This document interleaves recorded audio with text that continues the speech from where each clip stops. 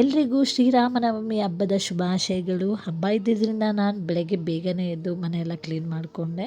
ಇನ್ನು ನೈವೇದ್ಯಕ್ಕೆ ಪಾನಕ, ಮಜ್ಜಿಗೆ, ಹೆಸರುಬೇಳೆ ಎಲ್ಲನೂ ಕೂಡ ರೆಡಿ ಮಾಡಿಕೊಂಡೆ.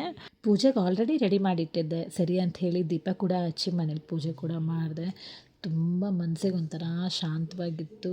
ಯಾವಾಗಲೂ ಅಷ್ಟೇ ಅನಿಸುತ್ತೆ ಅಲ್ವಾ, ಮನೇಲಿ ಪೂಜೆ ಮಾಡಿದ್ರೆ ಆ ಪಾಸಿಟಿವಿಟಿನೇ ಬೇರೆ ಥರ ಇರುತ್ತೆ. ಸೊ ಪೂಜೆ ಎಲ್ಲ ಮುಗಿಸಿ ನೆಕ್ಸ್ಟ್ ಟಿಫನಿಗೆ ರೆಡಿ ಮಾಡಿದೆ. ಟಿಫನ್ಗೆ ಏನಿಲ್ಲ, ಸಿಂಪಲ್ಲಾಗಿ ರವೆ ಇಡ್ಲಿ ಮಾಡಿದ್ದೆ, ಜೊತೆಗೆ ಟೊಮೆಟೊ ಚಟ್ನಿ ಮಾಡ್ಕೊಂಡಿದ್ದೆ. ಇನ್ನು ಇದ್ರ ಜೊತೆಗೆ ಪಾನಕ, ಮಜ್ಜಿಗೆ, ಹೆಸರುಬೇಳೆ ಇತ್ತು. ಸೊ ಇದಾಗಿತ್ತು ನನ್ನ ಸಿಂಪಲ್ ಬ್ರೇಕ್ಫಾಸ್ಟ್. ಇನ್ನು ಸಂಜೆ ನಮ್ಮನೆ ಹತ್ರನೇ ಇರೋ ಹನುಮಾನ್ ದೇವಸ್ಥಾನಕ್ಕೆ ಹೋಗಿದ್ವಿ. ಇವತ್ತು ಇಲ್ಲಿ ಕಲ್ಯಾಣೋತ್ಸವ ಕೂಡ ಮಾಡಿದರು. ತುಂಬಾ ಚೆನ್ನಾಗಿತ್ತು. ದೇವ್ರಿಗೆ ಅಲಂಕಾರ ಆಗಲಿ, ಪೂಜೆಗಳಾಗಲಿ ಎಲ್ಲನೂ ಅಷ್ಟೇ ಅಷ್ಟೊಂದು ಚೆನ್ನಾಗಿ ಅರೇಂಜ್ಮೆಂಟ್ಸ್ ಮಾಡಿದರು. ನೋಡೋಕ್ಕಂತೂ ಎರಡು ಕಣ್ಣು ಸಾಲದು, ಅಷ್ಟು ಚೆನ್ನಾಗಿತ್ತು. ಇದ್ರ ಜೊತೆಗೆ ವೀರಭದ್ರ ಹಾಗೂ ಈಶ್ವರನ ಪಾತ್ರಧಾರಿಗಳನ್ನ ಕೂಡ ಕರೆಸಿದ್ರು.